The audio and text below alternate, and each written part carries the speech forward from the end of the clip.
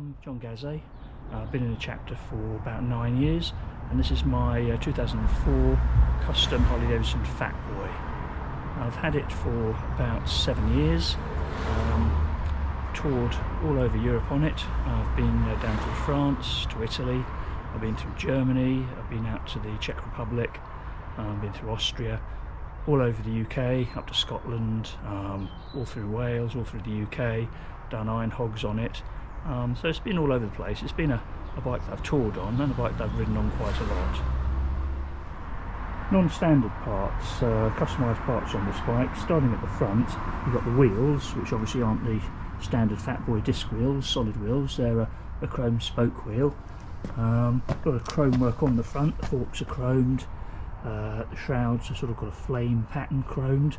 That flame pattern carries into the paintwork. There's a custom paint job as well. Willie G skulls, and then the Willie G skulls carry on into the cam chest cover. The flames carry on into the foot pegs and the controls. It came with a Screaming Eagle heavy breather air cleaner, and also with a Screaming Eagle straight through silencers. Doesn't appear to be much inside them.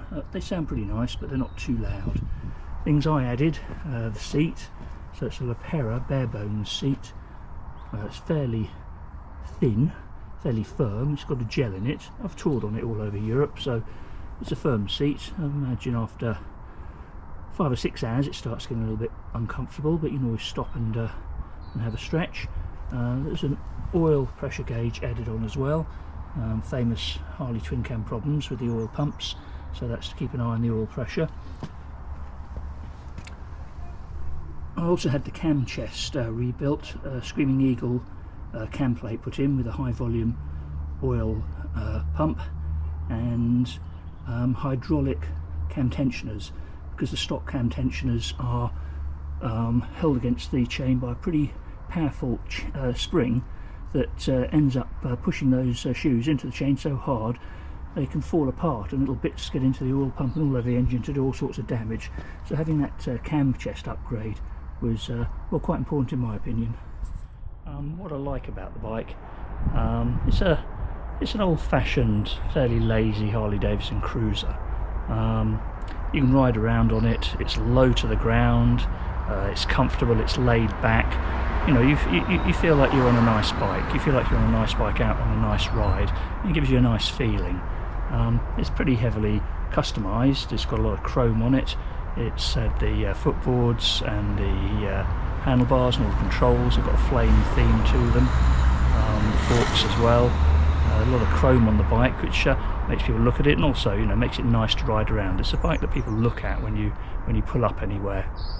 The bike's had a full stage 1 tune done to it. It's got the Screaming Eagle air cleaner and the Screaming Eagle silencers, and I had the fueling tuned by Boz on his rolling road. It made a very significant difference. The bike became a lot more perky, a lot more responsive. The throttle response is much better. It started out, when he did a run on it, it was about 65 horsepower, and after the tuning it was about 86, 87 horsepower. It makes about 80 foot-pound of torque from, well, under 2,000 revs, and the torque only peaks at about 85 foot-pounds, so it's a big flat torque curve, which makes the bike a lot of fun to ride.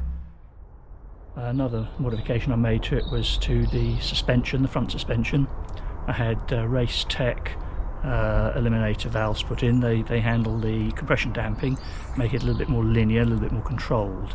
So when you're braking, the bike doesn't dive quite so much, and when you're riding along, if you hit large bumps, the damping can react more quickly, the suspension can react more quickly. I wouldn't say it makes a huge difference to the handling of the bike, but it does make a noticeable difference, and it's worth doing on an old bike like this. It's got pretty old-fashioned suspension, and you know, it can be a rough ride if the road is bumpy. Changes I'd like to make to it still. There aren't really many. I've made most of the changes I want. The brakes probably could do with improving. The rear brake, well, that'll lock up the wheel very easily, so you've got to be quite careful in a tricky situation. I've locked the wheel a few times. The bike's got a long wheelbase though, so although it skids a little bit, it straightens itself out again quite easily. Front brake seems okay. You've got to pull on it pretty hard if you want to stop smartly, so maybe that could be improved.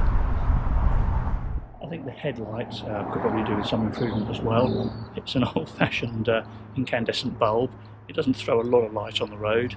I don't ride at night very often, but if I am riding at night, well, you just have to take your time, go slowly, and keep an eye on what's going on around you, because you don't get all that much illumination from the light.